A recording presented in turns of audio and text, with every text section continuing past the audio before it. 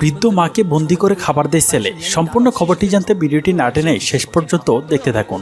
প্রিয় বন্ধুরা, এই বৃদ্ধ মহিলাটিকে তার ছেলে একটি গর্তে থাকতে দেয় এবং যতবার খাবার দেয় ততবার একটি করে ইট দিয়ে সেই গর্তের মুখ বন্ধ করতে থাকে। এভাবে বন্ধ করতে করতে শেষে গর্তের মুখ প্রায় বন্ধ হয়ে যাওয়ার উপক্রম হয়েছে।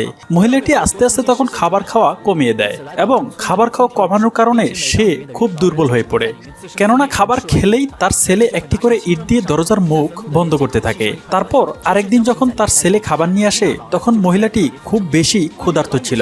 খাবার দেওয়ার সাথে সাথে মহিলাটি সব খাবার খেয়ে নেয়, কিন্তু তার ছেলে যখন আরো একটি ইট দিতে যায় তখন সে কান্না করতে থাকে, কেননা এভাবে ইট দিতে থাকলে মহিলাটি অল্প কিছুদিনের মধ্যেই মারা যাবে।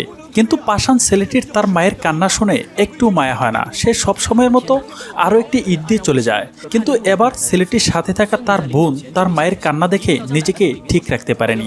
তার ভাই চলে যাওয়ার পর মেয়েটি সেই দেয়াল ভেঙে তার মাকে নিয়ে অন্য জায়গায় চলে যায়। প্রিয় বন্ধুরা, সম্পূর্ণ ভিডিওটি দেখার জন্য ধন্যবাদ। এরকম ভিডিও নিয়মিত পেতে আমাদের চ্যানেলটি সাবস্ক্রাইব করে বেল আইকনটি বাজিয়ে রাখুন, যাতে সবার আগে আমাদের ভিডিওটি আপনার কাছে পৌঁছাতে পারে। ধন্যবাদ।